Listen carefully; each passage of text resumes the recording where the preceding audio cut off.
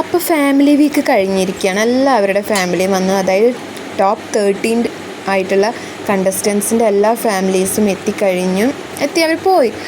എനിക്ക് തോന്നുന്നു ഇപ്പോഴും ഒരു വൈറൽ കണ്ടൻറ് ഒന്നും അതിലുണ്ടായിട്ടില്ല. ഹോട്ട്സ്റ്റാറിലെ ലൈവിൽ എനിക്ക് തോന്നുന്നു ജാസ്മിൻ്റെ ഉപ്പയും ഉമ്മയും വന്നപ്പോൾ ഒരു 27 ഒക്കെ ഉണ്ടായിരുന്നു. 27K വ്യൂവേഴ്സ് ഉണ്ടായിരുന്നു ലൈവിൽ. പക്ഷേ അതിൻ്റെ മുന്നേ ഒക്കെ ഋഷിയുടെവരൊക്കെ വരുമ്പോൾ 14 or 15 ഒക്കെ ആയിരുന്നു ലൈവിൽ ആൾക്കാർ കാണുന്നുണ്ടായിരുന്നത്. അപ്പോൾ വലിയൊന്നും ഉണ്ടായില്ല. ഋഷി എല്ലാവർക്കും സങ്കടമാണ്, അത്രയും പിടിച്ച് നിൽക്കുകയാണ് അവിടെ. ഋഷിയൊക്കെ പൊട്ടി കരയായിരുന്നു.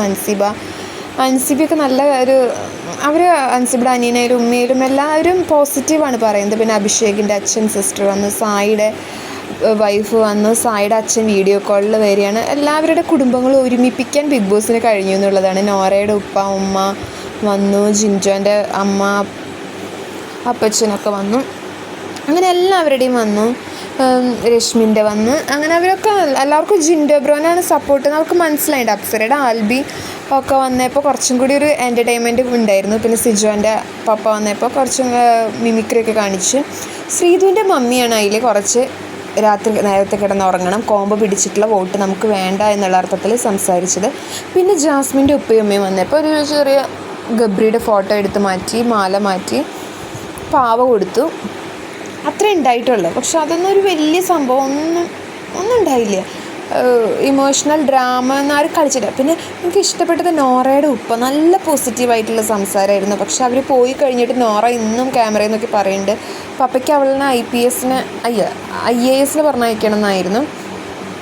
അപ്പോൾ അത് അവൾ എന്തൊക്കെയോ അങ്ങനെ എനിക്ക് തോന്നുന്നു നോറ വീട്ടിൽ ഭയങ്കര സീനായിരിക്കണം കേട്ടോ. കാരണം ഒരു കാര്യം പറഞ്ഞാൽ അതിൽ തന്നെ പിടിച്ച് ശരിക്കുള്ള സ്വഭാവം അതാണ് നോറയുടെ. അത് വിടില്ല. നമ്മൾ ആ കാര്യം കഴിഞ്ഞാൽ കുറച്ച് കഴിഞ്ഞാൽ അത് വിട്ടില്ലെങ്കിൽ നമ്മൾ മാനസികമായിട്ട് തളരും. നോറയ്ക്കൊരു കാര്യം കിട്ടി അത് വലിച്ച് നീട്ടി അത് അലമ്പാക്കി അത് അവസാനിപ്പിക്കണില്ല നോറ.